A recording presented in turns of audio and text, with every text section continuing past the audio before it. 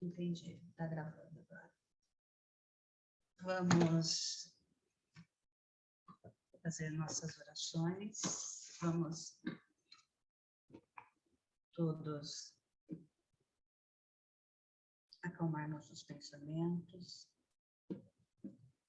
acalmar nossos corações, acalmar as nossas emoções do dia de hoje. Vamos agradecer aos nossos mentores, a espiritualidade amiga, que está sempre ao nosso lado, presente, nos intuindo, nos abençoando. Vamos nos imaginar subindo ao monte, bem próximos a Jesus, sentindo sua paz, sentindo sua alegria. Vamos pedir a Ele que nos abençoe nesse estudo, possa, dia a dia, colocar em prática as palavras de Jesus, o seu amor, o seu exemplo, e sermos cada vez mais seu discípulo.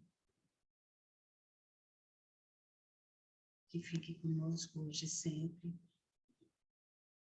graças a Deus. Pessoal, eu vou compartilhar aqui um texto de Emmanuel para a gente iniciar, tá? Antes da gente iniciar o versículo, do livro Inspiração, de Chico e Emmanuel, Ação e Reação.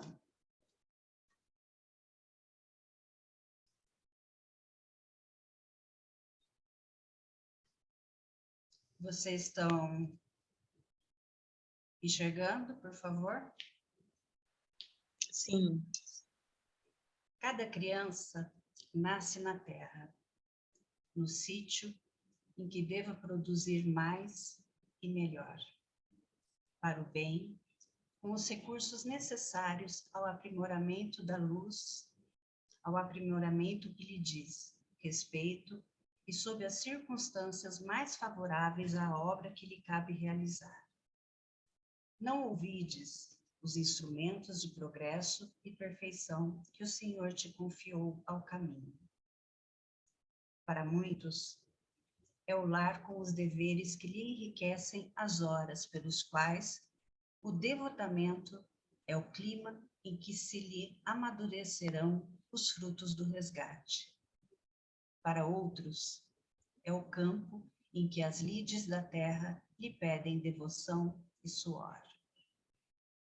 Para outros ainda, é a casa de trabalho, onde as pequenas desarmonias de cada instante lhe reclamam paciência e serenidade, boa vontade e amor na própria edificação, à frente dos companheiros difíceis. Todos no mundo, enquanto envergamos a veste física, possuímos conosco os elementos da regeneração e da cura de que necessitamos para o triunfo na escola da vida. Renunciar aos obstáculos que nos marcam a senda e encerrarmos no altar contemplativo da falsa adoração ao Pai Celeste é fugir aos nossos compromissos, adiando indefinidamente as realizações que o passado exige de nós no presente, para que o porvir se nos descerre pleno de luz.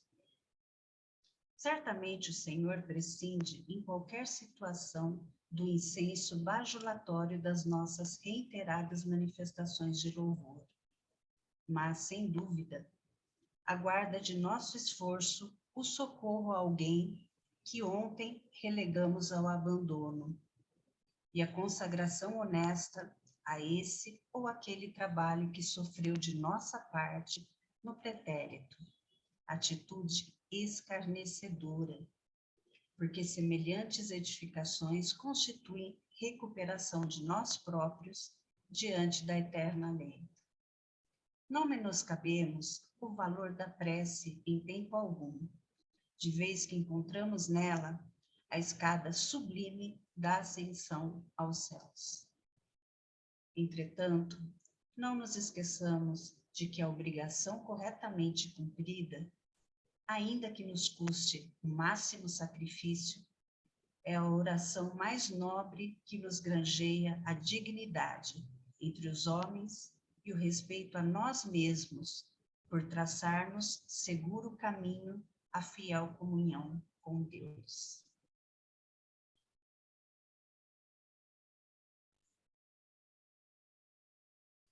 Então, meus amigos, agora a gente vai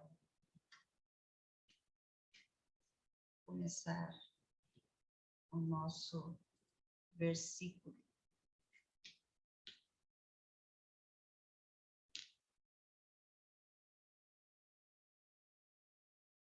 Vocês estão enxergando? Sim, perfeitamente.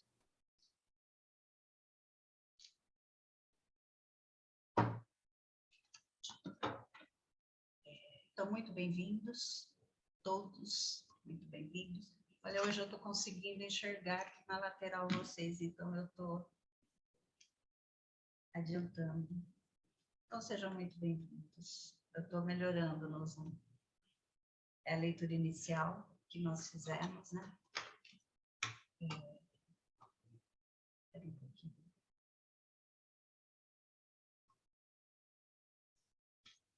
Eu interrompi? Nós estamos vendo você agora, Silvia. Deixa eu...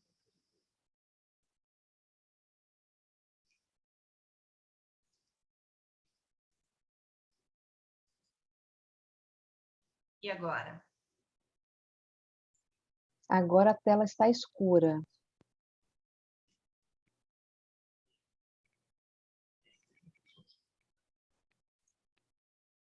Agora a gente vê você. Então, um momentinho só.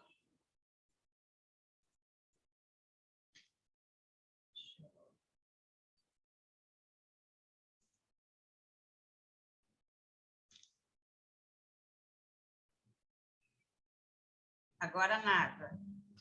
Eu vejo você. Então, espera um pouquinho.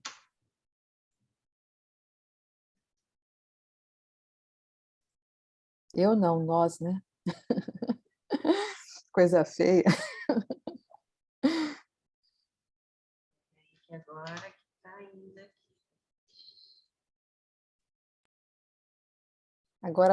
Agora nós estamos vendo o seu texto, né? Bartolomeu, a ele, embora não. Aí tem uma faixa aqui aparecendo, pelo menos no meu computador, né? Agora sim, melhorou. Ah, agora sim. A faixa é aqui vocês. Tá, Deixa eu então só... agora dá para ver.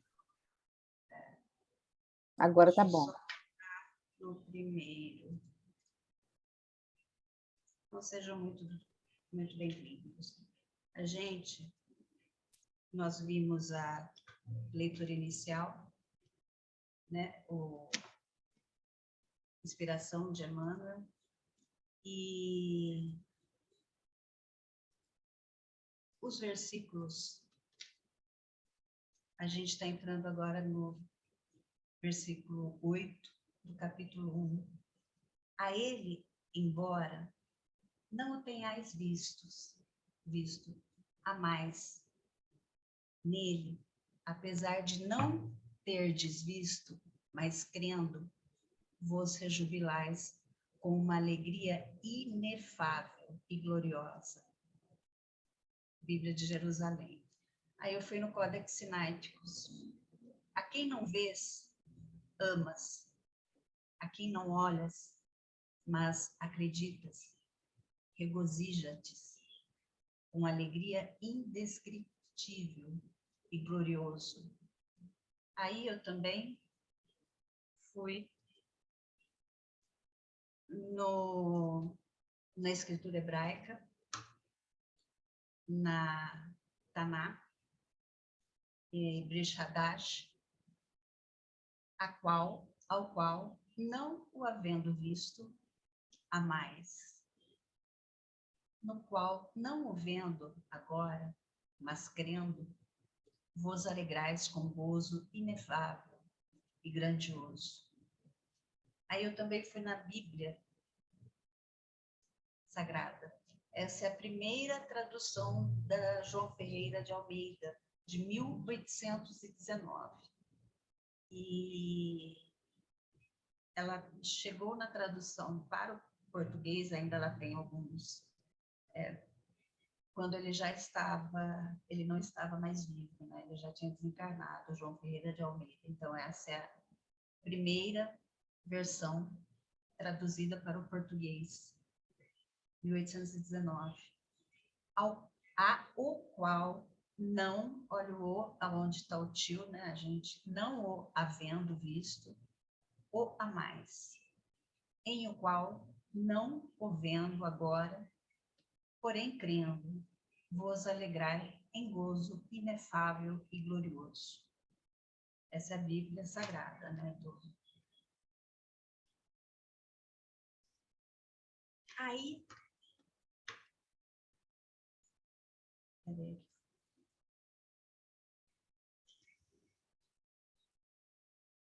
que Pedro, vamos pensar no Pedro lá.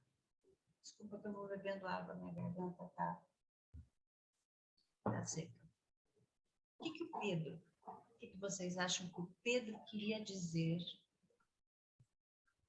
aos cristãos daquela época com esse versículo, né, que ele fala: e embora vocês não o tenham visto, vocês o amam, você o ama.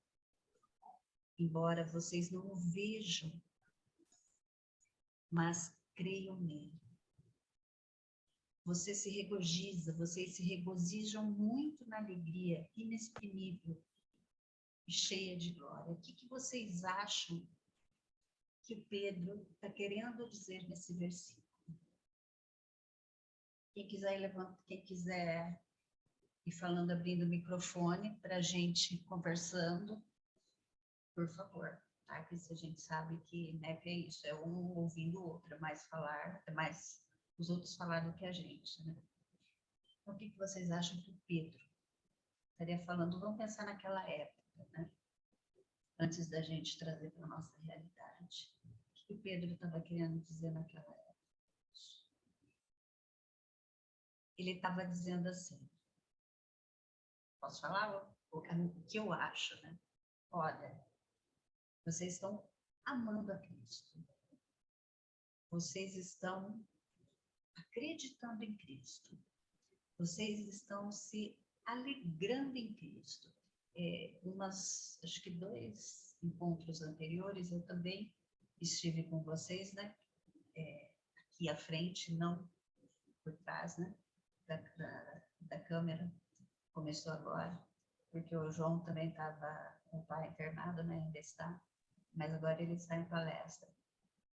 E a gente viu um pouco essa questão da alegria, né? De como ser feliz, como estar alegre na tristeza, né? Que essa alegria não é os momentos felizes, a alegria espiritual. É uma alegria espiritual que Pedro vem trazer para nós, né?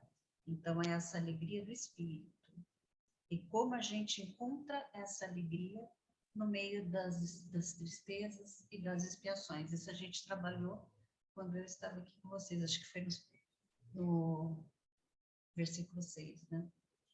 Então, ele vem falar assim, que vocês não vê, mas vocês o amam, vocês estão acreditando nele, vocês se alegram nele, e mesmo vocês não o vendo. E por que isso? Porque essa era a experiência que ele teve também, né? Então, ele estava querendo dizer, ele vem construindo isso nos versículos anteriores, né? Que essa era a experiência que eles cristãos estavam tendo. Estavam conhecendo Jesus, estavam aprendendo a amá-lo, mas sem vê-lo. Estavam crendo nele, mas sem conhecer. Estavam se alegrando com ele, mas sem, pela glória, né? Pela coisa do Espírito, né? De sentir mesmo. Que era a experiência que eles estavam tendo, né? Então, eu acho que... que essa era uma forma dele querer mostrar que aquilo que o cristianismo estava começando, né? A gente tem que lembrar disso, né? Que nessa época Paulo já tinha escrito as cartas.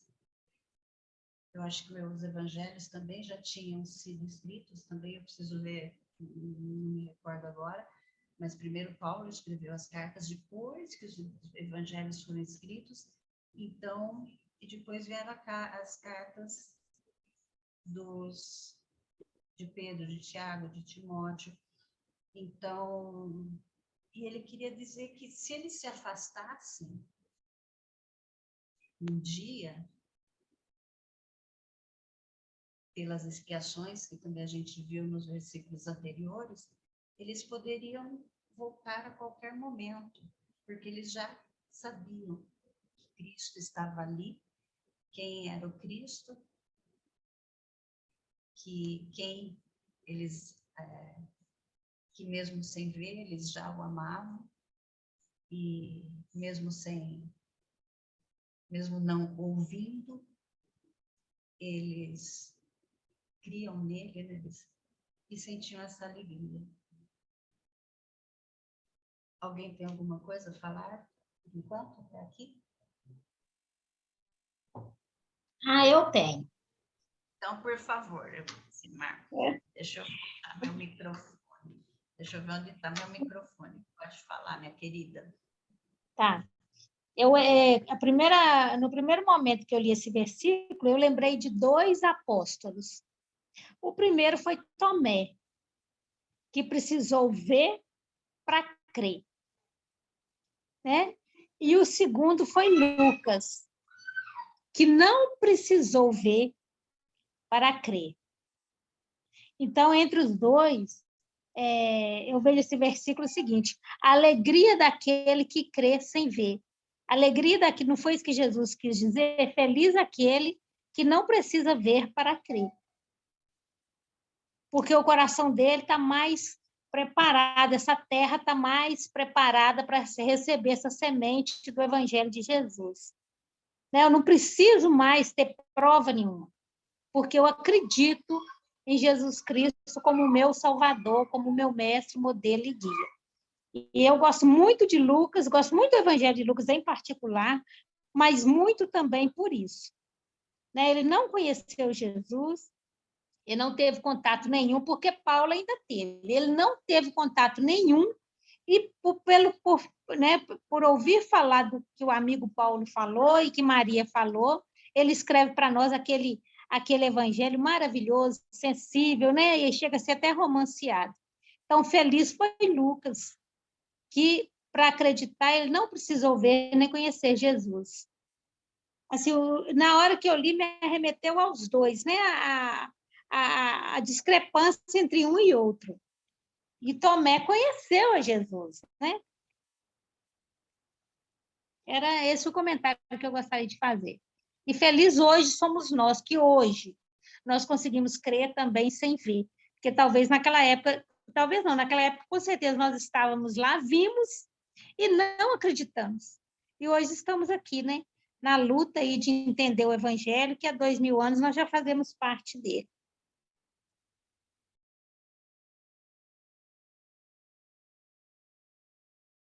João, olha, o João chegou.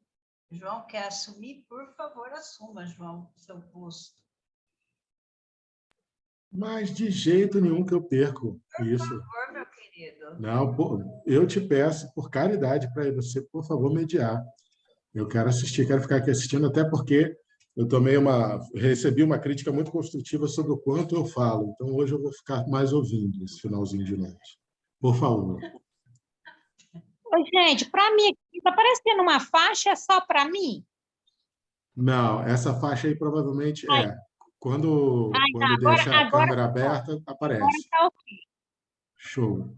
Se você deixar a sua Voltou. câmera aberta, Silvia Andréia, essa faixa aparece. Se você fechar a câmera, a faixa some. Entendi. Então, deixa eu dar. Isso, sumiu. Show. Por favor, gente, prossiga. Eu vou ficar aqui mais ouvindo. Deixa eu ver, peraí.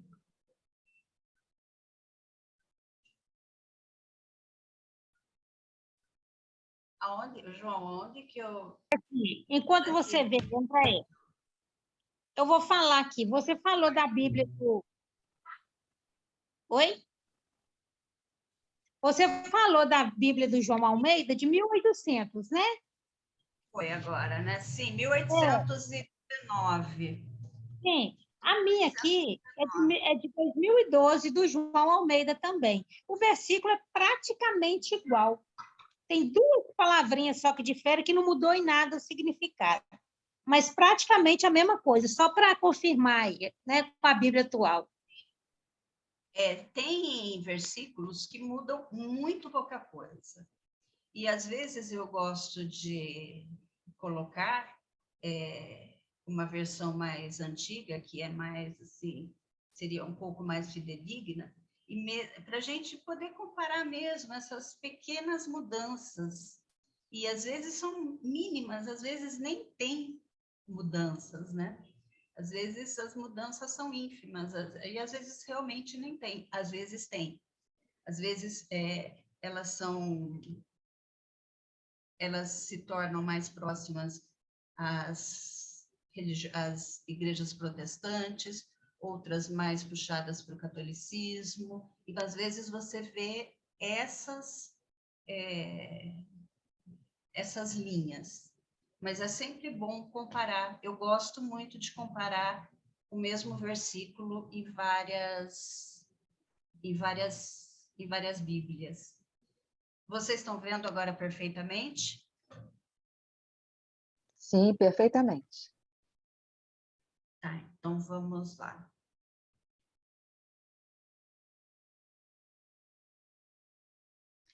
Aí eu fui também lá em Prolegômenos, que é o Prolegomos, ele é um tipo de um prefácio, né? Ele é uma antecipação, né? Do Livro dos Espíritos. E aí, me desculpa, eu pulei um, me desculpe. E aqui saiu um pouco em cima da... Me desculpem, gente. Deixa eu ver se eu pulei mais algum. Não, é esse mesmo. Aí eu pensei, eu trouxe um pouco, eu vi essa imagem, e eu pensei um pouco também naquela frase, né? Nadar contra a correnteza. E também, para chegar à fonte, é preciso nadar contra a correnteza. E esses versículos anteriores, Pedro vem construindo essa questão do amor a Cristo, da fé, da alegria. E aí, eu pensei, quando eu estava buscando algumas imagens de Pedro para compor o slide, eu vi essa imagem, eu lembrei disso. E lembrei também associada ao versículo que a gente está estudando. Enquanto a gente está nadando contra a correnteza, se a gente nada observando esses versículos anteriores, com amor a Cristo, com a fé que Pedro vem falar, com essa alegria que Pedro vem trazer para a gente, com essa alegria espiritual que a gente estava falando um pouco lá no começo, que a alegria que Pedro vem nos mostrar, Nós não somos arrastados pela correnteza lá para... Vamos imaginar que uma correnteza dessa aqui está no mar, né? Mas imagina uma correnteza das cataratas. A gente não vai... Se a gente está nadando contra a correnteza, nadando, a gente está lá nas nossas expiações, passando por provas, por essas expiações que o Pedro já trouxe também nos versículos anteriores. Se a gente está com esse Cristo, com esse amor, com essa fé, com essa alegria, a gente não vai ser arremessado lá para as cataratas. Porque lá no versículo 5, aí voltando um pouco mais no versículo 5, o Pedro, ele vem nos dizer que Deus nos guarda por meio da fé.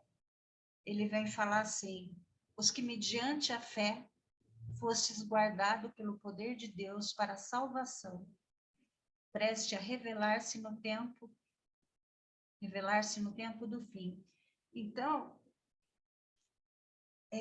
Jesus vai nos capacitando, vai nos ajudando, vai nos ensinando a nadar contra a corrente, com a fé, com amor, com alegria, para que a gente não seja levado pela correnteza. Quando o Cristo não está presente, quando a gente sente que o Cristo não está no nosso lado, às vezes nas maiores tribulações. Mas, que nem vamos pegar o Pedro aqui, que a gente está estudando, que a gente está arbitrando, que a gente está aprendendo com ele, né? Nós estamos aprendendo a nossa fé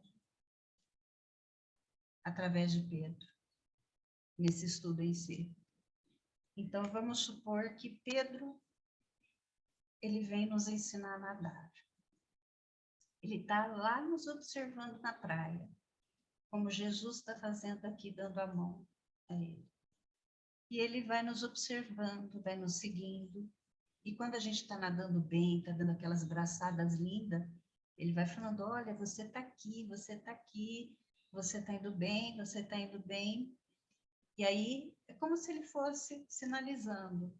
E aí, isso ele vem mostrando nos capítulos, nesse versículo, no versículo seguinte, também no versículo 9. E aí, quando a gente, se de repente a gente se vê numa situação que a gente se perde um pouco, que a gente até às vezes põe a nossa fé à prova, como até o Pedro negou a Cristo, e de repente a gente começa a flutuar rio abaixo nessa correnteza, a gente vai ser capaz de olhar para a margem e observar que lá tem aquele pontinho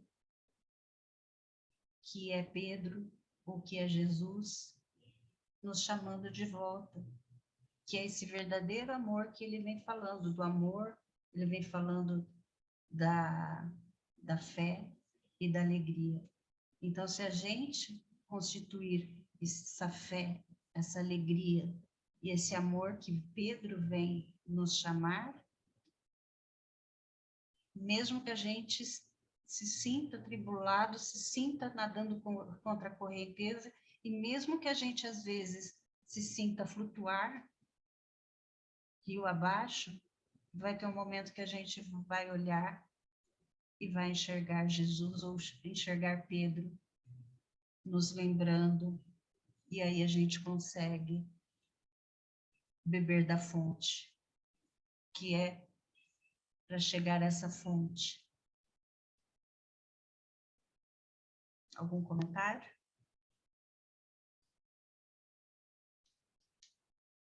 E aí, eu venho para aquele slide que eu já tinha passado.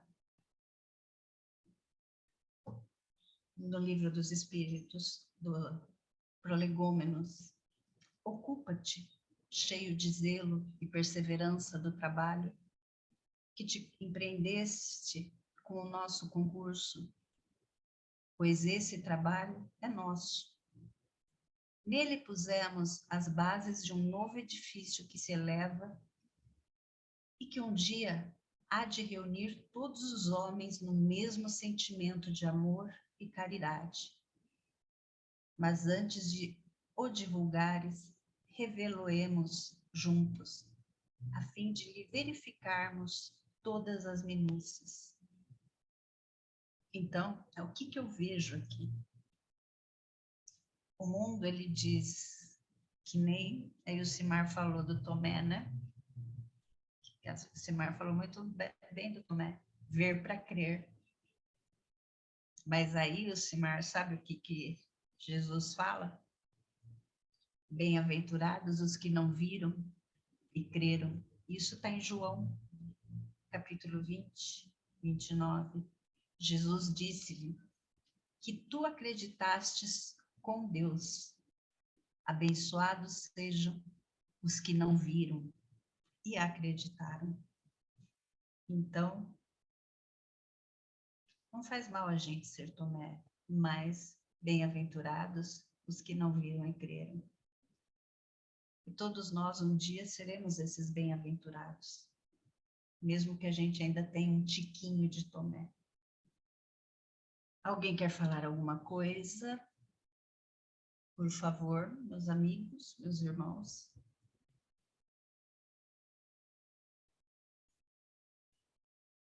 Prossigo.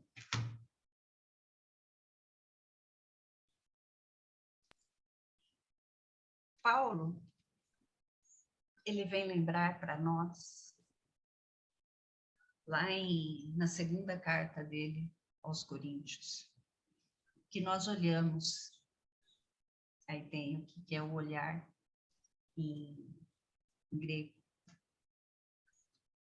scopio, não sei se é assim que fala direito, ou João sabe falar um pouco melhor, espiar, olhar para um objeto, contemplar, dar atenção. Então, não apenas uma descrição da visão humana usual, mas com a ideia de considerar uma coisa como importante, não para as coisas que se veem. Essas coisas não são o fim de sua existência, mas nas que se não veem, porque as que se veem são temporais. As que se não veem são eternas. Olha que bonito. O que se vê, o que a gente vê, faz parte do tempo. O que a gente não vê é eterno. Alguém abriu o microfone, por favor, eu não consigo mais ver ninguém. Alguém quer falar alguma coisa? Então, vou deixar a Adriana falar e depois eu falo, que eu também não me aguento, não. Deixa a Adriana falar, por favor. Não, pode falar, João. Não, primeiras damas. Não, nós só vamos recordar, na verdade, um versículo só, né? Que é o Hebreus, capítulo 11, versículo 1, quando ele nos fala, ora, a fé é a certeza daquilo que esperamos e a prova das coisas que não vemos, né? Só isso, João, a palavra é toda sua.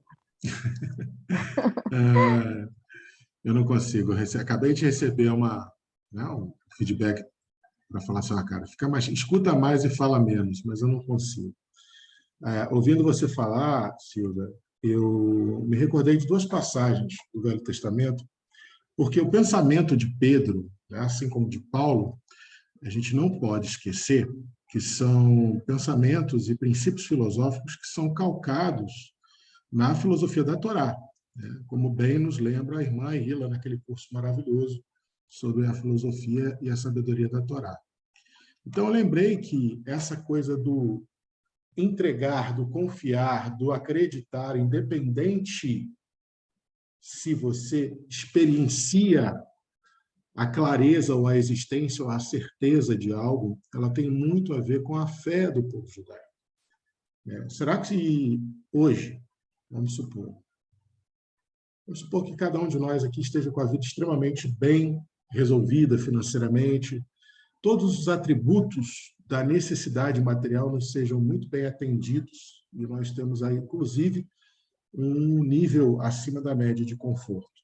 né? Temos uma casa boa, temos alimento, agasalho, temos uma família feliz, que interage com sabedoria, com saúde, temos saúde física. E aí a gente, um belo dia, passa por uma experiência medíocre e fala assim: Silvia Andréa, sai da tua parentela e vai para a terra que eu te indicarei. Terra esta de onde você vai povoar, terra onde sai leite e mel, e seus descendentes serão como as areias do deserto. Você iria?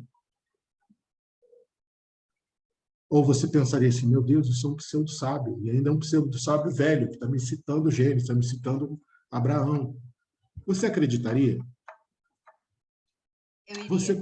Você confiaria, Silvia Andréa? Confiaria. Se você... sou de enfrentar, eu vou. Se for uma manifestação legítima, né, eu também confiaria, concordo com você. Isso, essa é a palavra, essa é a palavra. Você confiando na sua mediunidade, você confiando na procedência da mensagem espiritual, qual motivo você teria para não ir, para não pagar para ver? O desafio está justamente em você abandonar a parte material do trato.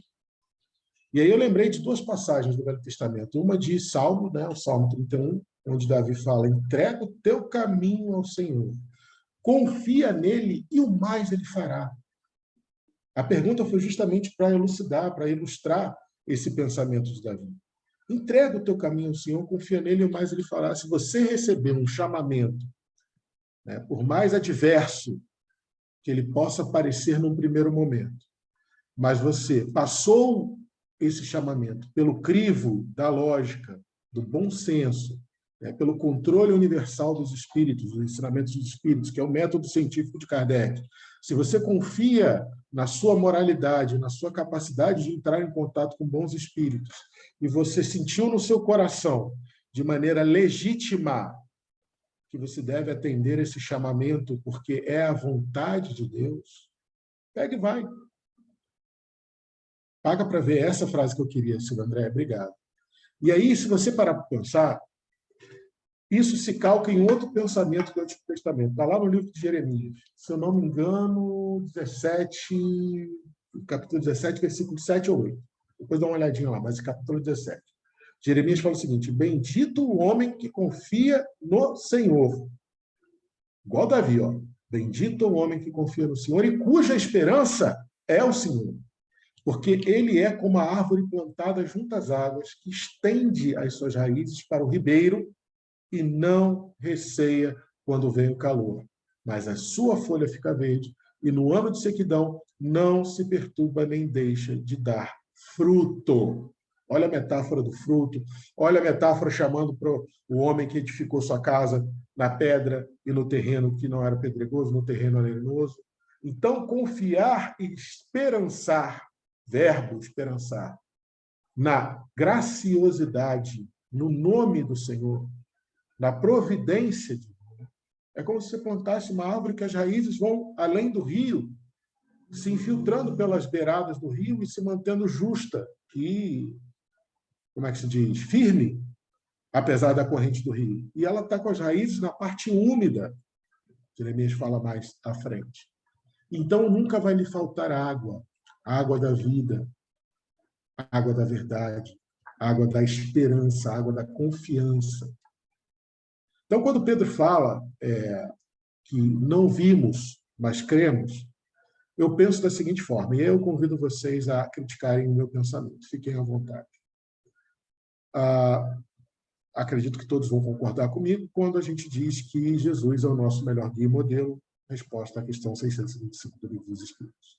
A Caminho da Luz, logo no início, fala que Jesus é o governador planetário e recebeu das mãos do Altíssimo, recebeu, uma metáfora de Emmanuel, recebeu o nosso planeta das mãos de Deus, como responsabilidade dele, tal qual, tanto quanto, bem como ele recebeu a todos nós, humanidade terrestre e espiritual, porque nós somos espíritos. Hoje estamos encarnados, amanhã estaremos desencarnados, mas ele recebeu toda essa humanidade para cuidar de nós. Nós, as ovelhas É o rebanho apacentado pelo Cristo. E reza a lenda, e Emmanuel confirma isso indiretamente. A Bíblia fala que o Senhor, e o Senhor do Velho Testamento, leia-se Jesus, o Senhor conhece a cada um de nós pelo nome. Para pensar nisso um minuto. Jesus conhece você pelo seu nome desta reencarnação. Ele conhece você pelo seu nome. Isso é uma metáfora de pensamento judaico, que diz o seguinte: se ele conhece seu nome, o que ele não vai saber sobre você? E ele nunca deixou de confiar em nenhum de nós. Desde o início, ele é nosso paraninfo, além de ser nosso bom pastor. Ele comprou essa aposta, sabendo que cada um de nós, a seu tempo, iria chegar aonde é da providência divina. E aí eu pergunto para vocês, qual o motivo que eu teria para não confiar nele, para não acreditar em Jesus? Se inconscientemente eu carrego no meu espírito, que é a forma verdadeira de vida, mesmo reencarnado, eu carrego uma centelha divina que grita no meu coração de que Jesus é o nosso governador planetário. Aos que ainda não admitem isso, é porque estão mergulhados em sintomas egóicos e de negação e de rebeldia, estão ainda se recalcitrando contra os aguilhões, como Saulo estava. Tanto é que Jesus, ao derrubar ele, derrubar não, Jesus, ao iluminá-lo e ele cair do cavalo, Jesus falou assim: dura coisa é se recalcitrar contra os aguilhões. Mas aí eu disse isso porque, se nós pararmos para pensar, e aí é esse o convite que eu quero fazer a todos vocês aqui hoje. Quantas vezes, no nosso dia, nós deixamos de acreditar que Jesus é a nossa salvação, que Jesus é o nosso melhor modelo, nosso melhor guia, o governador planetário, que me conhece pelo nome, sabe exatamente que espírito eu sou. E, mesmo sabendo quem eu sou, ele confia em mim indubitavelmente, plenamente, na minha capacidade de evoluir. Quantas vezes nós deixamos de acreditar na providência do Mestre Jesus? E aí eu vou deixar agora para vocês falarem.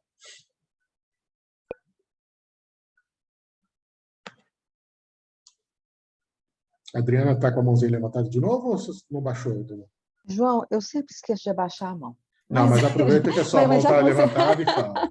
Não, eu tenho que falar alguma coisinha, né, para botar o raciocínio para funcionar, né? Estava aqui recordando agora e abri aqui para procurar, lá em Lucas 7, de 1 a 10, né? Quando o centurião, lembra que ele tinha um servo, né, muito querido dele, que estava doente, sim. E ele enviou, então, alguns homens para poder ir até Jesus, para poder pedir para ir lá, né? Para poder pedir para curar, para cuidar do servo dele, que era um servo muito querido, não é isso? Então, os anciãos que foram até Jesus, né, falaram com ele, e Jesus, então, foi caminhando, né, para a casa do centurião. Mas quando o centurião percebeu isso, ele enviou outros homens para falar com Jesus. Olha, Senhor, eu vou ler aqui agora, né? Senhor, não te incomodes, porque não sou digno de que entres debaixo do meu telhado, né? E por isso, nem ainda me julguei digno de ir ter contigo. Agora que vem, dize, porém, uma palavra e o meu criado sarará. Porque também sou homem, sujeito à autoridade, né? E tenho soldados sob o meu poder. E quando digo vai, ele vai, quando digo vem, ele vem, quando digo faz, ele faz, né? Então Jesus ficou maravilhado e falou que em Israel não tinha visto tanta fé, né? E voltando para casa, então, aqueles que o centurião havia enviado ao Cristo Jesus, viram então que o servo, né, enfermo estava bem, estava curado, né? Nossos olhos, eles enxergam até o limite que a distância permite, né? Daqui eu consigo enxergar o quarto onde eu estou, as coisas que estão à minha volta, e se eu olhar pela janela, eu vou ver até uma determinada distância, né? E ali se encerra.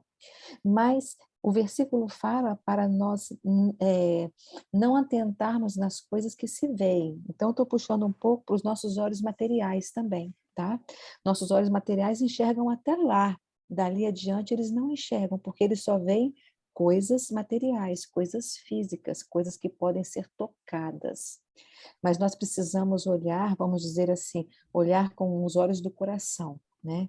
E vamos imaginar que nossos corações tivessem olhos, ele só enxergaria lá dentro, não enxergaria aqui fora, né? E lá dentro é o que é a nossa alma, é o nosso espírito, somos nós verdadeiramente, né? A gente está só vestido, mas somos nós.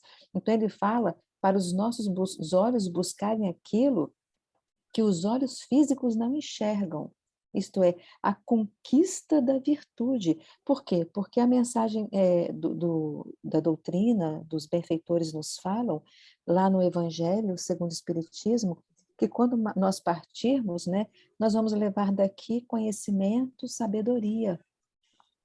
As outras coisas não vão conosco, né? Mas o valor de tudo que vamos levar é o que importa. Tudo isso que não é físico, tudo isso que é espiritual, tudo isso que é de sentimento, de conhecimento, de bondade, de caridade, de aprendizado, de amor e de fé, é isso que nós vamos levar. Então, é isso para que a gente tem que ficar atento, né? Para o qual nós temos que ficar atentos, né? Porque aquilo que o olho físico vê, a gente até, assim, em outras situações já ouviu dizer, aquela pessoa, depois que ela perdeu a visão, desenvolveu um pouco mais a audição, desenvolveu um pouco mais o tato, né? Eu já ouvi algumas coisas assim, eu não conheço ninguém, mas eu já ouvi coisas assim. Então ele está falando o quê? Para nós, assim, simbolicamente, né?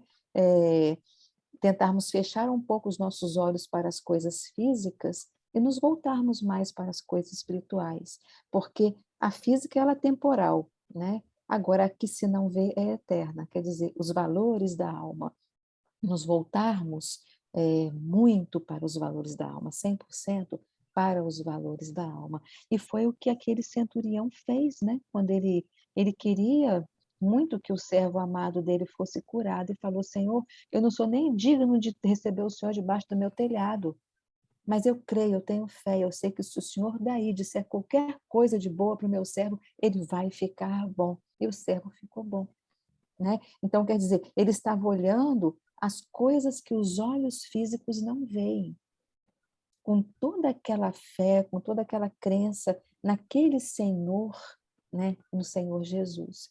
Então, nós ficarmos um pouco mais atentos. Nossos olhos nessa vida estão buscando mais no nosso dia a dia, nesse dia a dia corrido que todos nós temos.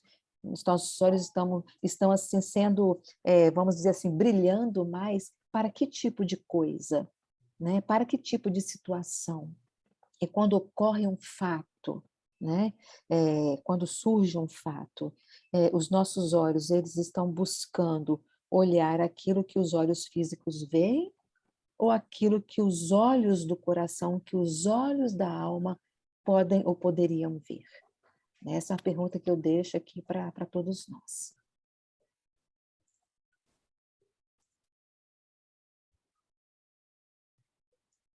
Perfeito. Silvia Andréia, retome seu posto, por gentileza. Vou... Então, tudo que vocês falaram, aí eu também eu tinha colocado aqui um pouco esse versículo, né? Eu só vou... Acho que ele nem a gente já falou tudo, né? Não para o nosso bem as coisas que são vistas, mas as coisas que não são vistas, pois as coisas que são vistas são temporais, as coisas que não são vistas são eternas. É o que a gente viu. E o que primeiro, né? Então eu vejo assim, esse aprender a ver com o coração, acho que a primeira coisa que eu ouvi vocês falando assim, é a gente aprender a ouvir. O João estava no projeto Escutatória, né? Que é ouvir mais, né, João? Isso. Muito bom, inclusive. Eu ensaiei para fazer a inscrição, para fazer o projeto, mas eu estou muito sobrecarregada, vai ficar para uma próxima. Aí, para a gente aprender a olhar com o coração, é como a Adriana falou, né? Era a Adriana que estava falando, né? Sim. Porque eu não vejo ninguém nem ouço. A Adriana. estava falando de a ver com o coração. Eu acho que, antes de tudo, para a gente primeiro aprender a ver com o coração, a gente tem que ouvir. Porque o ouvir, eu posso estar falando uma besteira muito grande, mas para mim, o ouvir é que leva a visão para o coração, a audição. Porque se a gente consegue ouvir o outro, ouvir nossos mentores, a gente tem esses insights, né? Que de repente vem uma clareza súbita na nossa mente, né? O que é essas clarezas que às vezes vêm do nada, né? E nos mostra a solução de um problema, nos mostra, às vezes, algo que a gente não estava enxergando ali. É um mentor falando para a gente, é o coração olhando, é o olhar do coração. Então, eu acho que primeira coisa, primeira é a visão material, não tem jeito, né? E a segunda coisa é esse ver espiritual, que é pelo coração. Mas para a gente começar a ver pelo esse órgão, pelo coração, eu acho que a gente tem que estar muito aguçado entre a visão e a percepção, ouvir. E isso, quando a gente começar a ouvir, eu acho que o nosso coração ele vai se tornando mais leve e vai conseguindo ser o nosso terceiro olho. Não sei, né? E aí, eu também vou seguindo. Também trouxe 2 Coríntios, segunda carta de Paulo a Coríntios, capítulo 5, versículo 7. Pois caminhamos pela fé, não pela vista. É o que deveria acontecer, né? A gente caminhar pela fé e não pela nossa visão limitada, né? E aí, eu também penso, se a gente tivesse a oportunidade de ver Jesus na nossa caminhada, num retrato assim, espiritual dele, a imagem de Jesus em seu corpo mortal, seus olhos. E Jesus veio à Terra e ele nos trouxe, através da palavra dele, através do exemplo dele, ele nos mostrou a nossa semelhança com ele. Até hoje, né? Ele vem nos mostrar a nossa semelhança a ele, para que a gente possa realmente entender essa concepção de Jesus, de Deus, nesse estado que às vezes que Pedro também fala da glória. E aí eu penso, né? Embora, se a gente visse ele na nossa frente, como que seria essa imagem? E mesmo que a gente a ele, embora a gente não tenha visto, a gente ama. E aí eu pergunto, a gente ama? Aí a gente volta nessa fala do João. Quantas vezes no dia a gente ama Jesus? Quantas vezes no dia a gente nega Jesus?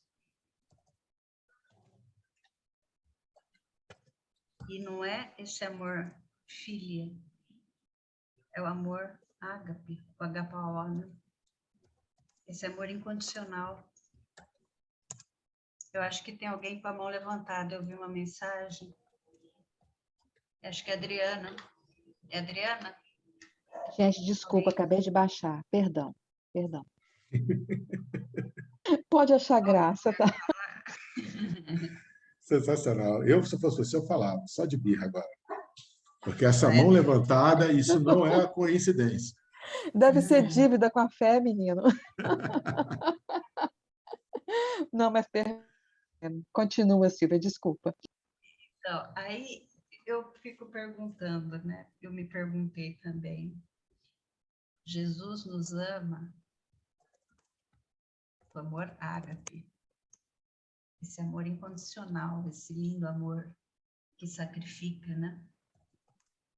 Que Deus nos ensinou, né? Que Deus ensina Jesus, que Deus nos mostra amando todos os pecadores.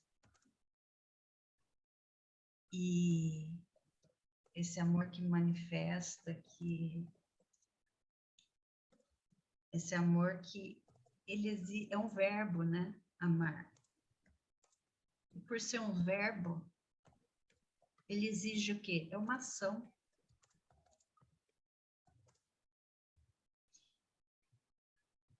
Então, aí essa ação vai de uma vontade.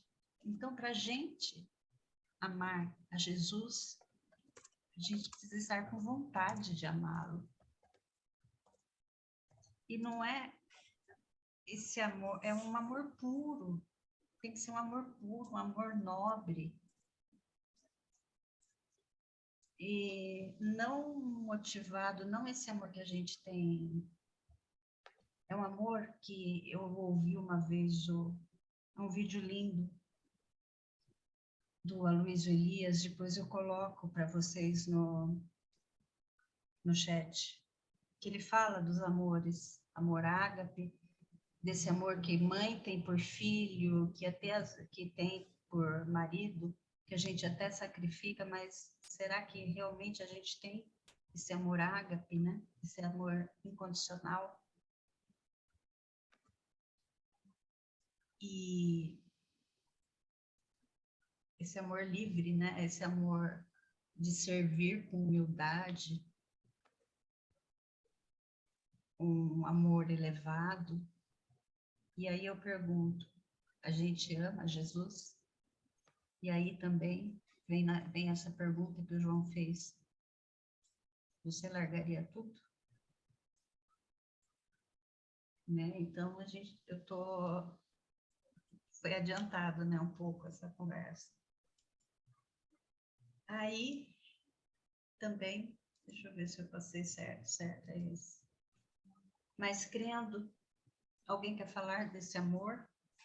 Que ele vem, tem alguma coisa para falar antes? Silvia, sua Oi. fala me fez pensar o seguinte, se eu vou acreditar numa coisa que os olhos não veem, eu preciso usar muito da razão também, né? Eu preciso raciocinar muito. E isso me fez pensar, por exemplo, no exemplo singelo, né? Um pai, uma mãe, que pega o filhinho, coloca em pé em cima da mesa e fala assim, pula, meu filho, pula que eu te seguro, pode pular que eu te seguro. A criancinha, ela pula, ela se joga, porque ela tem certeza que o pai, que a mãe vai segurar e ela não vai cair. Mas por que ela tem essa certeza, né? Então, o que nós precisamos fazer para nós desenvolvermos esta fé, essa confiança em nosso Senhor Jesus? Como que a gente desenvolve confiança por alguém? Convivendo, buscando nos aproximar, buscando cada vez mais ter mais intimidade, nos mostrando para esse outro, buscando conhecer esse outro, saber a respeito deste outro. Então, penso a princípio que eu só vou conseguir desenvolver essa confiança e essa fé maior, né, em Jesus e em tudo que ele nos ensinou, se eu buscar me aproximar dele. Mas se eu passar o meu dia, se eu passar a minha noite, se eu passar as minhas horas, sem nem pensar em Jesus, sem não ler nada a respeito, ler de vez em quando, fazer uma leitura, realizar uma leitura superficial, né? Eu não estou desenvolvendo uma proximidade com Cristo que vai me levar em algum momento a ter confiança, porque a confiança vai surgir quando eu for lendo a respeito dele, do Evangelho, do que ele nos ensinou. E ele fala uma coisa, aquilo realmente me acontece, ele me dá uma orientação, eu vou ali, bom, deixa eu ver se o que ele fez, falou, vai funcionar mesmo, eu tento fazer e dá certo, né? Então, quando eu vou buscando me aproximar dele, conhecê-lo cada vez mais, e vendo que tudo que ele falou realmente é verdade e acontece, isto vai fazendo com que essa confiança cresça dentro de mim, nele, né? Então, a gente está falando de fé. Então, como que eu faço para ter mais fé em Jesus? Buscar conhecê-lo mais. E como que nós vamos conhecer mais Jesus? Estudando, usando da razão. Então, vai chegar um ponto que a minha razão vai me dizer assim, olha, seus olhos não precisam enxergar. Por quê? Por quê? Porque eu creio. Por que que eu creio? Porque eu já raciocinei muito em cima disso, porque agora lógico, né, com toda a limitação, mas agora eu o conheço, agora eu sei que o que ele diz realmente é isso mesmo. Me mostrou, né, tudo aquilo que eu não conhecia antes, me tirou dessa ignorância, desse assunto. Então, a gente não é assim com um amigo? Como que a gente desenvolve confiança até que aquela pessoa possa se tornar nossa amiga e nós amigos dessa pessoa? Porque a gente se fala todo dia, ou quase todo dia, manda mensagem, troca confidências, se aproxima, um consola o outro, daqui a pouco tem uma amizade ali grudada, concreta, realizada, né? Aquela coisa assim que você fala assim, nossa, são verdadeiros amigos. Mas só chegou nesse ponto dessa confiança porque houve aproximação, houve convívio, né? Então, nós precisamos conviver mais com Jesus, porque conosco Ele está. Mas será que nós estamos buscando conviver com Ele para conhecê-lo, para então, né, após isso, confiar, crer? Porque nós estamos usando da razão? Porque a doutrina nos fala de uma fé raciocinada, né? Então, nós precisamos criar essa intimidade com Jesus, essa proximidade com Jesus, falar com Ele, está indo daqui para lá, né? Conversa com Ele, está indo de lá para cá, conversa com Jesus, conversa em voz alta, no pensamento, mas assim, buscá-lo a todo instante, buscarmos nos aproximar dEle, que é isso que Ele também está querendo da gente, né? Nos aproximarmos dEle, não exatamente pelos olhos, mas exatamente por essa confiança que nós vamos conquistar, porque estamos buscando compreendê-lo. E só essa compreensão vai nos levar a desenvolver esse raciocínio que precisamos para, então, não precisarmos dos olhos físicos para crer.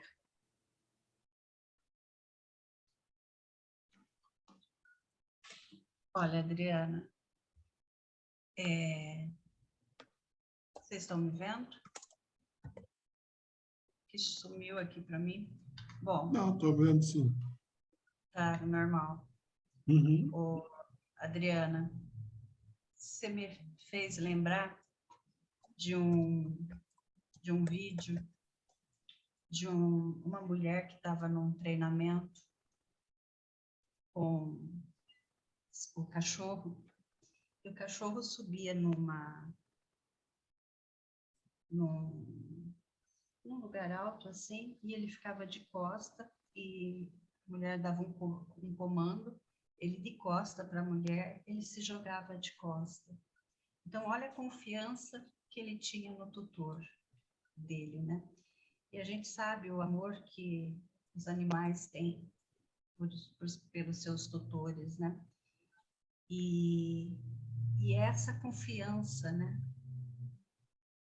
Que a gente sabe, a gente deveria ter esse amor dos animais. E essa confiança que eles têm nos seus tutores. E quem que é o tutor nosso? Jesus. Então, que a gente tenha esses exemplos também, né? Da gente se entregar realmente, da gente se entregar, porque realmente, quando nós somos eternos, que mal que vai acontecer com a gente? Nenhum. É se jogar realmente. Nada vai acontecer de mal com a gente, é claro, né? A gente não vai pular numa ponte, mas isso nem pode, né? Não é essa questão, mas é você confiar de uma tal maneira e saber se o amor está ali. Isso a gente está caminhando, né? Nós ainda somos crianças, né? Ainda somos criancinhas que estamos aprendendo a desenvolver esse amor ágape, né? Esse amor que você entrega, né? Que você confia. E aí eu trago o Livro dos Espíritos, Kardec, mas crendo, você jubilais com uma alegria inefável e gloriosa, né? Eu trago um pedaço de Kardec aqui, um fragmento do Livro dos Espíritos. Todos vós, homens de fé e de boa vontade, trabalhai, portanto, com ânimo e zelo na grande obra da regeneração, que colhereis pelo cêntuplo o grão que houverdes semeado. Ai dos que fecham os olhos à luz, preparam para si mesmos longos séculos de trevas e decepções. Ai dos que fazem dos bens deste mundo a fonte de todas as suas alegrias. Terão que sofrer privações muito mais numerosas do que os gozos que desfrutam, do que os gozos que desfrutaram. Ai, sobretudo dos egoístas, não acharão quem os ajude a carregar o fardo de suas misérias. E aí eu penso, né, na alegria que reside nesse Jesus invisível que a gente ainda não vê, nessa fonte de alegria. Eu vejo assim, a gente vê esperança que alimenta a alegria presente. Aí, independente das nossas provações, independente da gente estar nadando contra a correnteza, a alegria, se ela está baseada nessa esperança futura de que Jesus vai estar lá, na margem das águas, bem revoltas.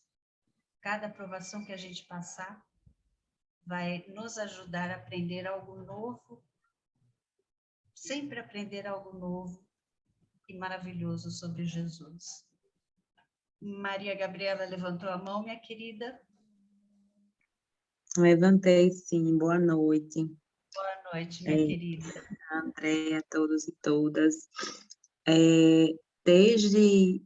Acho que desde o primeiro versículo desse capítulo, eu venho sentindo que Pedro, ele vem nos trazer até aqui a importância da fé, da construção dessa fé e do amor que Deus tem por nós. Na verdade, é uma exaltação ao poder que essa nossa fé, que vai sendo construída de pouquinho em pouquinho, tem, né? Por mais testada, provada que ela seja. E por que, sendo testada e provada, cada vez mais preciosa, como a gente viu no encontro passado, né?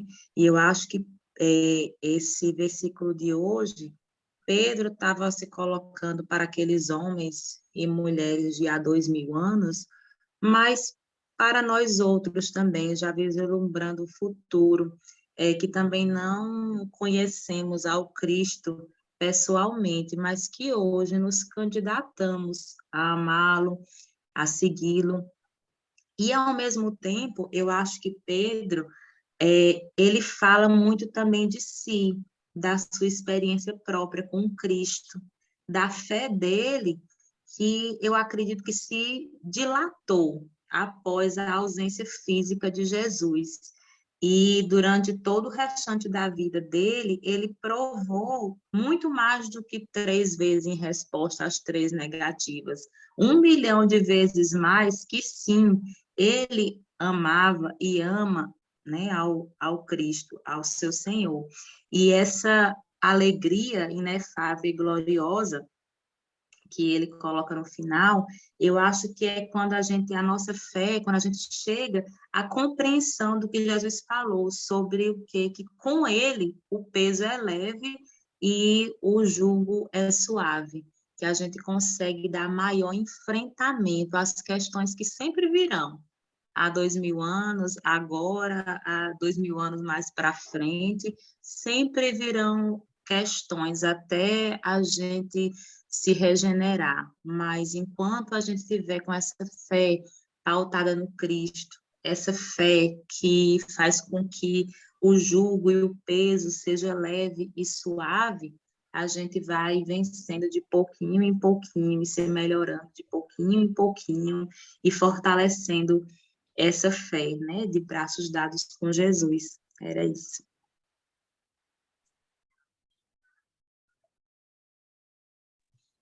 Perfeito, é isso mesmo. E aí nessa fé que você trouxe muito bem, e se a gente for pensar um pouco nessa fé, os capítulos anteriores que a gente viu de Pedro, ele vem, como eu já falei também lá no começo, né? Ele vem falar do amor, da fé, da esperança. E aí, como você bem falou, essa fé que a gente entrega tudo, né? Que daqui a 2000 anos, anteriormente, a fé de Pedro, que era realmente entregar tudo. Era Pedro que negou e depois ele percebeu Cristo. Então, amor, fé e esperança que ele está mostrando para os cristãos, ele está querendo também dizer ele estava querendo dizer para os cristãos e para nós também, trazendo para a gente, para a nossa realidade, que independente das circunstâncias e do que acontecer com a gente, das provas, das expiações que acontecer com a gente, se amor, fé anda junto, se a gente ama Cristo, se a gente confia nele, vai nos ajudar a ter esperança, vai fortalecer a nossa esperança. E onde a gente for, a gente vai encontrar fé e amor, mesmo nas maiores dificuldades. E a confiança e a fé, a confiança e a esperança, ela vem no futuro. Então, a fé e o amor é hoje. A esperança vem no amanhã. Então, a fé, ela repousa sempre aonde? Ela começa lá no nosso passado, vem vindo, já vem construindo junto com dentro de toda a nossa caminhada. O amor no presente, que também vai evoluindo, e a esperança vai nos alavancando para o futuro. Então, essa tríade, fé, esperança e amor, que Pedro vem mostrar. E já está acabando, pessoal, está dando nosso horário. Aí, mais crendo, aí vem falando da alegria também, aí eu trouxe Romanos, aqui, Romanos 14, capítulo 14, versículo 7. Porquanto o reino de Deus não consiste em comida e bebida, mas é justiça, paz e alegria no Espírito Santo. Filipenses também, 4, capítulo 4, versículo 4. Alegrai-vos sempre no Senhor. Repito, alegrai-vos. Então, essa questão da alegria. E depois me lembrem, por favor, João, me lembre, nesse mês a revista O Reformador, Divaldo Franco, ele psicografou uma carta em 8 de dezembro de 2021, pelo espírito de Joana de Ângeles, chama Alegra-te Sempre. Eu vou depois colocar e pôr no grupo, muito bonita. E aí, para finalizar, eu trouxe um texto de Emmanuel. Eu não sei se vocês querem que eu leia, ou eu também coloco no grupo. Não, Pequeno. por favor, leia. Feliz está em o livro Doações Espirituais. O texto chama Doações Espirituais, desculpa. Feliz daquele que destaca uma parcela do que possui a benefício dos semelhantes. Bem-aventurado aquele que dá de si próprio, através de todos os filtros do bem. O amor é sempre o mesmo, mas enquanto as dádivas materiais, invariavelmente benditas, suprimem as exigências exteriores. As doações de espírito interferem no íntimo, dissipando as trevas que se acumulam no reino da alma. Dolorosa tortura da fome, terrível a calamidade moral. Divide o teu pão com as vítimas da penúria, mas estende fraternas mãos aos que vagueiam mendigando o esclarecimento e o consolo que desconhecem. Não precisas procurá-los, de vez em quando, que te cercam em todos os ângulos do caminho. São amigos e por vezes te ferem com supostas atitudes de crueldade, quando apenas te esmolam conforto, comunicando-te, em forma de intemperança mental, as chamas de sofrimento que lhes calcinam os corações. Categorizam-se por adversários e criam-te problemas, não por serem perversos, mas porque lhes faltam ainda as luzes do entendimento. Aparecem por pessoas entendiadas que dispõem de todas as vantagens humanas para serem felizes, mas a quem falta uma voz verdadeiramente amiga, capaz de induzi-las a descobrir a tranquilidade e a alegria através da sementeira das boas obras. Surgem na figura de criaturas consideradas indesejáveis e viciosas, cujo desequilíbrio nada mais é que a expectativa frustrada do amparo afetivo que suplicaram em vão. Para atender os que carecem de apoio físico, é preciso bondade. No entanto, para arrimar os que sofrem necessidades da alma, é preciso bondade com madureza. Se já percebestes que nem todos estamos no mesmo degrau evolutivo, auxilia com a tua palavra, ou com o teu silêncio, ou com o teu gesto, ou com a tua decisão no plantio da união e da concórdia, da esperança e do otimismo, no terreno em que vives, compreender para a sustentação da lavoura do bem que se cobrirá de frutos para a felicidade geral. Para atender os que carecem de apoio físico, é preciso bondade. No entanto, para arrimar os que sofrem, se já necessidades da alma, é preciso bondade com madureza. Eu li essa mesma... Repetiu. Desculpa. Sem problema. O livro é Estude Vida, de Francisco Cândido Xavier, pelos espíritos Emmanuel e André Luiz, mas esse texto é de Emmanuel. E aqui as referências bibliográficas. Os livros Estude Viva, Inspiração, Livro dos Espíritos, as Bíblias de Jerusalém, Codex Sinaiticus, Escritura Hebraica e a Bíblia Sagrada, de 1819, pesquisa do NEPSearch e NEP Brasil.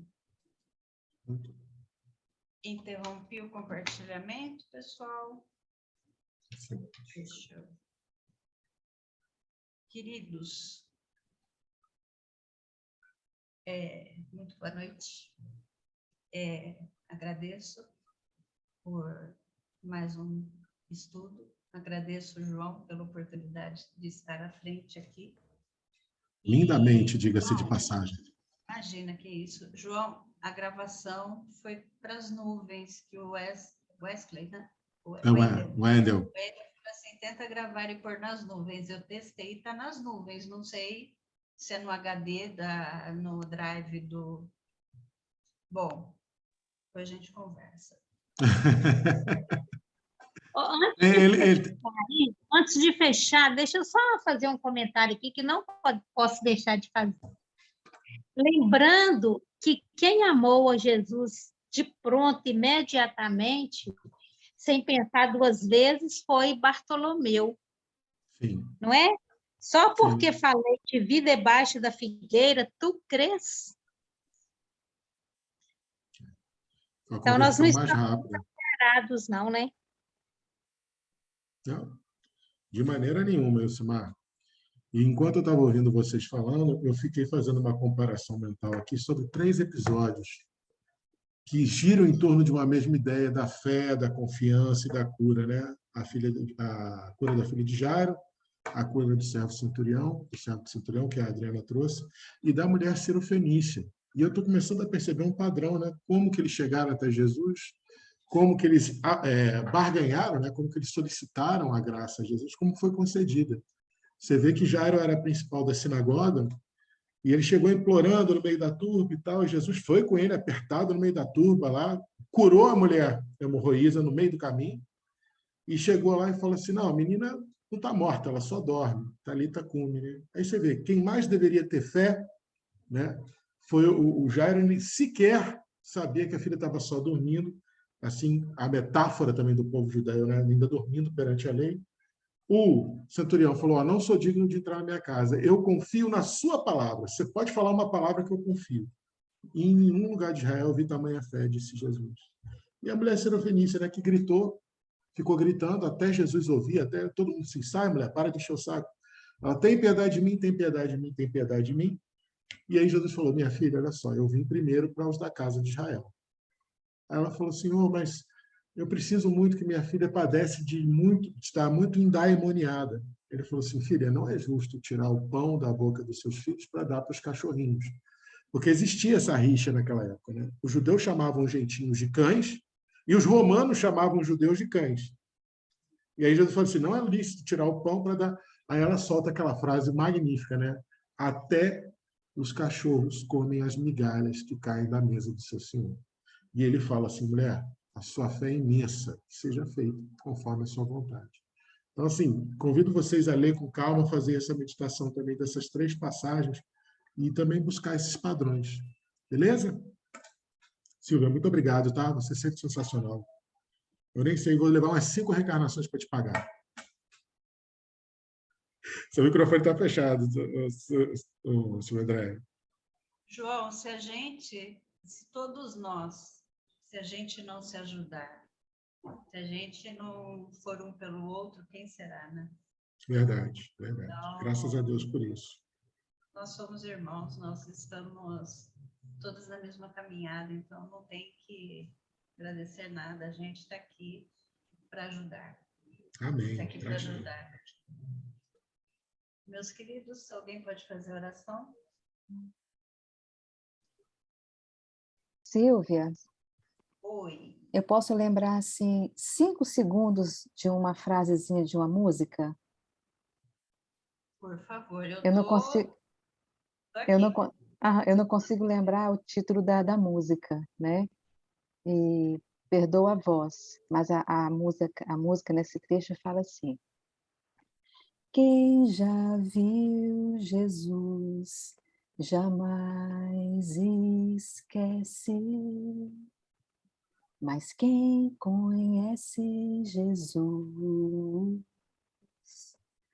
floresce. Nossa, que lindo. É esta. Linda música.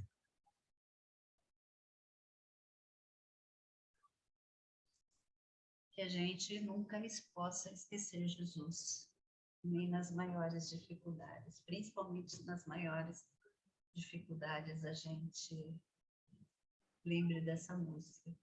Obrigada, Adriana. Vamos procurar depois essa música e buscar a letra completa. Aí eu tenho em algum lugar, depois eu vou procurar com calma. E eu vou colocar essa mensagem psicografada do Divaldo do final do ano passado, que está na revista Reformador, sobre a alegria, da Joana de Ângeles. Vou fotografar. Me lembra amanhã, João, por favor. Lembro, sim. Sim, senhora. Certo? Um prazer. Podemos, então, encerrar com essa música linda da Adriana? Com Podemos certeza. ou alguém ainda tem alguma coisa a falar? Eu vou... Vamos ver como é que... Interromper a gravação.